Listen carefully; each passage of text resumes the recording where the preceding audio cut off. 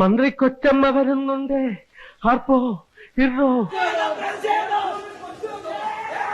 മതി, ഇത് മതി, ഇത് ധാരാളം മതി. ഒരു ഒറ്റ ഇടിയ പറ്റുന്നുണ്ടല്ലോ. എന്റെ സ്വഭാവം അറിഞ്ഞൂടാ. ഇവിടെ ക്യാമറ കണ്ടപ്പോഴേ വിചാരിച്ചു അവരുണ്ടെന്ന്.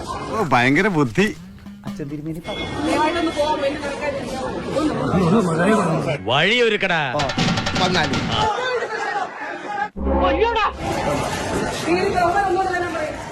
അടുത്തൊരു ബെല്ലോടുകൂടി നാടകം ആരംഭിക്കുകയായി.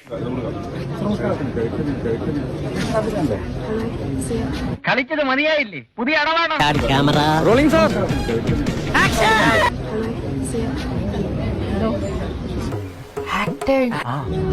ഇപ്പൊ പക്ഷെ ഞാൻ നടന്നു വന്നപ്പോ എന്റെ കഴുത്താണ് പൊന്നോ. കഴുത്തിന്റെ ഇവിടെ നല്ല പെയിൻ ഉണ്ട്.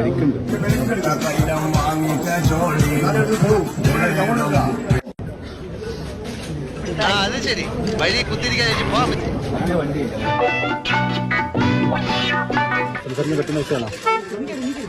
നീ കുറച്ച് ബാൻഡേജ് എടുത്ത് എല്ലാടോ ചുറ്റും.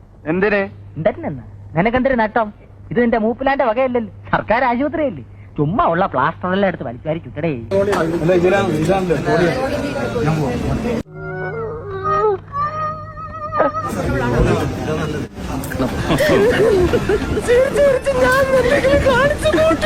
ജില്ലാ ആശുപത്രിയിലെത്തിയ ആരോഗ്യമന്ത്രിയെ മന്ത്രിയെ കണ്ടിട്ടുണ്ടായിരുന്നു. ഈ കപ്പൽ ആടി ഉലയുകയില്ല സാർ.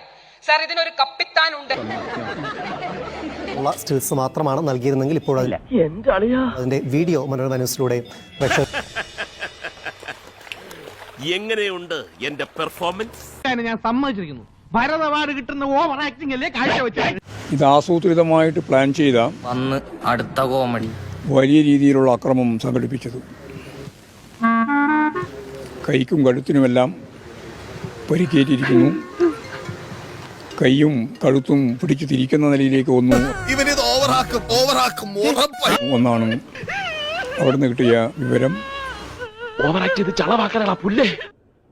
ഒരു ഗവൺമെന്റ് ഹോസ്പിറ്റലിൽ ചെന്ന സമയത്ത് അവിടുത്തെ അവസ്ഥ നിങ്ങൾ നോക്ക്. എല്ലാവരും ഇങ്ങോട്ട് നോക്കിൻ. അവിടെ കഴുത്തിലിടുന്ന നെക്ക് സപ്പോർട്ട് ഇട്ടിരിക്കുന്ന വായില്,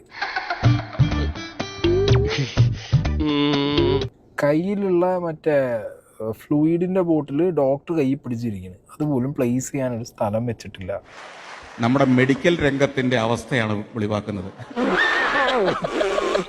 നമ്മുടെ കേരളത്തിന്, നമ്മുടെ നാടിന് മെഡിക്കൽ എത്തിക്സ് ഒന്നും ഇല്ലാതായിക്കൊണ്ടിരിക്കുകയാണെന്ന് എനിക്ക് കൃത്യമായിട്ട് അറിയാം. സമ്മതിച്ചേ? എത്രയെത്രയോ ഉദാഹരണങ്ങൾ. കല്ലെറിഞ്ഞവന് ഉമ്മൻചാണ്ടിയോട് മാപ്പ് പറയേണ്ടി വന്നു. കാരണം ഉമ്മൻചാണ്ടി കേസിന് പോയില്ല. അതായിരുന്നു ഉമ്മൻചാണ്ടി. കല്ലേറ് കൊണ്ടിട്ടും മിണ്ടാതിരുന്ന ഉമ്മൻചാണ്ടി. ഒരു കാര്യവുമില്ലാതെ ജനത്തെ കബളിപ്പിക്കാൻ, നാട്ടുകാരെ പറ്റിക്കാൻ ഒരു മന്ത്രിയും മുഖ്യമന്ത്രിയും ഒക്കെ ചേർന്ന് നടത്തുന്ന പൊറട്ട് നാടകം. നീ എന്നെ കൂടുതൽ നാണം തോന്നുന്നു ഇവറ്റകളെ ഓർത്ത്. നാണമുണ്ടോ തെണ്ടി?